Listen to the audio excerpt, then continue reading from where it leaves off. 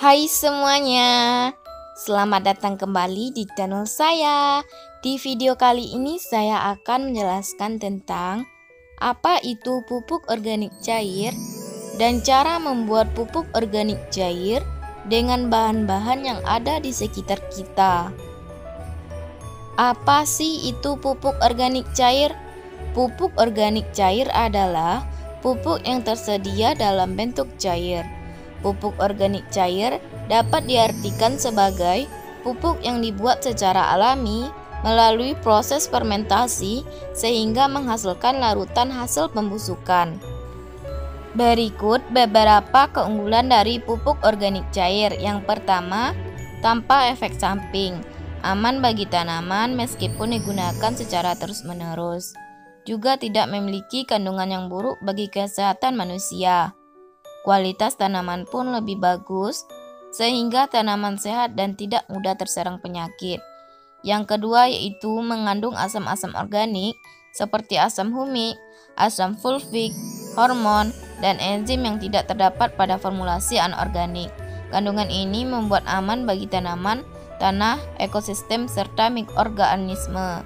Yang ketiga yaitu menjaga kestabilan pH tanah. Pupuk alami memperbaiki struktur tanah dan mengurangi keasaman sehingga pH tanah lebih stabil. Keunggulan yang keempat yaitu aman digunakan dalam jumlah besar, tidak menyebabkan ketergantungan atau peningkatan dosis jika dipakai secara terus-menerus. Produk alami ini justru aman dipakai dalam jumlah yang besar. Selanjutnya, keunggulan yang kelima yaitu mengandung makro serta mikroorganisme yang punya peranan sangat penting menjaga sifat fisik dan biologi tanah. Yang keenam, menjaga ekosistem lingkungan. Semua keunggulan formulasi organik tersebut membuatnya ramah terhadap lingkungan, malah membantu menjaga keseimbangan lingkungan. Yang ketujuh yaitu mengandung unsur mikro lebih lengkap jika dibandingkan dengan produk anorganik. Nah, itulah beberapa keunggulan dari pupuk organik cair ini. Berikut cara membuat pupuk organik cair. Pertama-tama di sini kita siapkan bahan-bahannya terlebih dahulu. Bahan yang pertama yaitu 3 pelepah lidah buaya, 2 buah batang serai, segenggam kulit bawang merah atau juga bisa lebih, 2 cangkang telur, dan yang terakhir adalah 1,5 liter air leri atau air cucian beras. Untuk tutorialnya, yuk lanjut video ini sampai akhir. Jangan lupa ditekan tombol subscribe, like, dan share video ini agar channel ini selalu berkembang. Sekian, terima kasih. Pertama-tama kita harus potong kecil-kecil lidah buayanya terlebih dahulu. Lidah buaya merupakan spesies tumbuhan dengan ciri daun berdaging tebal serta tajam di pinggiran daunnya. Kandungan gel dalam lidah buaya sejak lama telah dijadikan sebagai obat herbal untuk mengatasi berbagai masalah kulit, dan masih banyak lagi. Salah satunya yaitu bisa dijadikan sebagai pupuk tanaman. Kandungan lidah buaya memiliki nutrisi dan menyuburkan tanaman. Lidah buaya juga memiliki potensi sebagai penambah unsur hara yang tinggi bagi tanaman, serta kandungan zat perangsang tumbuh berupa hormon auksin dan giberelin.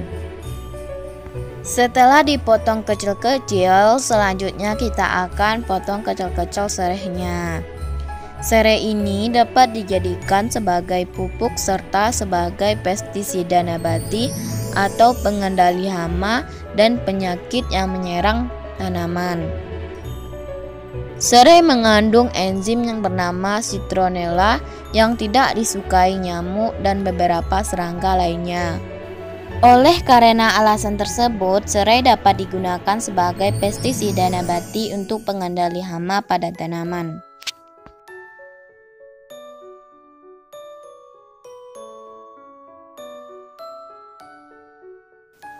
Selanjutnya kita hancurkan cangkang telurnya menjadi bagian yang kecil-kecil seperti ini.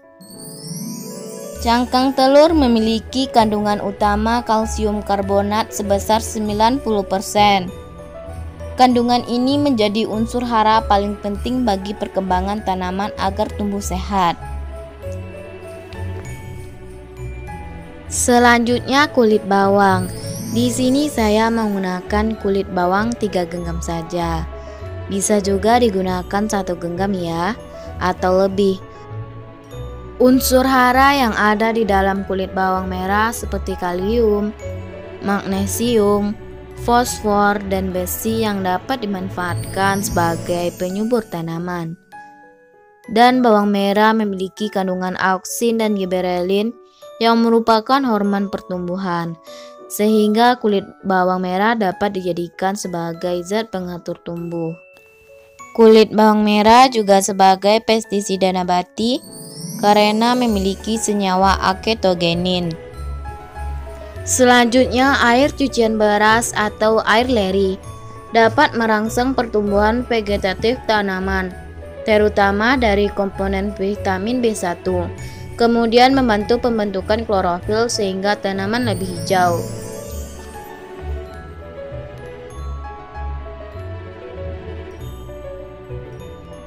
Setelah semua bahan dimasukkan, selanjutnya toples kita tutup terlebih dahulu dan diamkanlah selama 5-7 hari.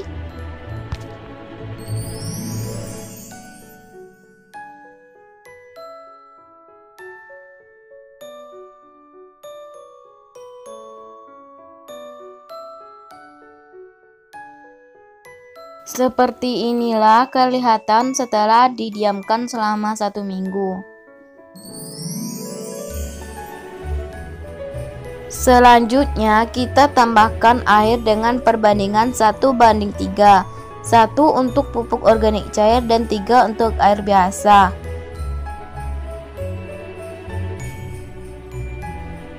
Selanjutnya kita aduk-aduk sebentar ya.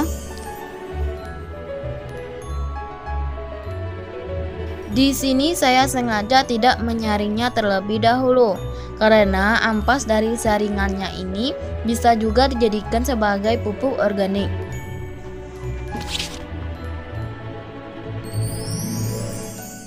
Setelah seperti ini, kita siap untuk mengaplikasikannya ke tanaman.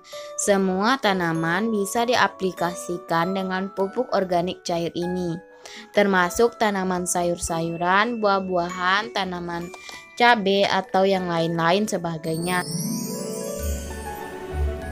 Contohnya di sini saya mengaplikasikannya ke tanaman stroberi. Saya mengaplikasikannya kurang lebih 200 ml untuk 1 pot tanaman stroberi.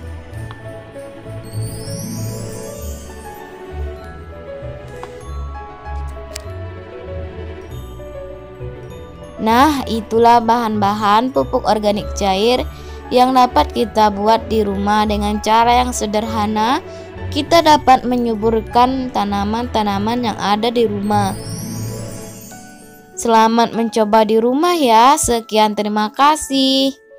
Jangan lupa didukung channel ini dengan cara untuk subscribe, like, komen, dan share video ini. Sekian, terima kasih.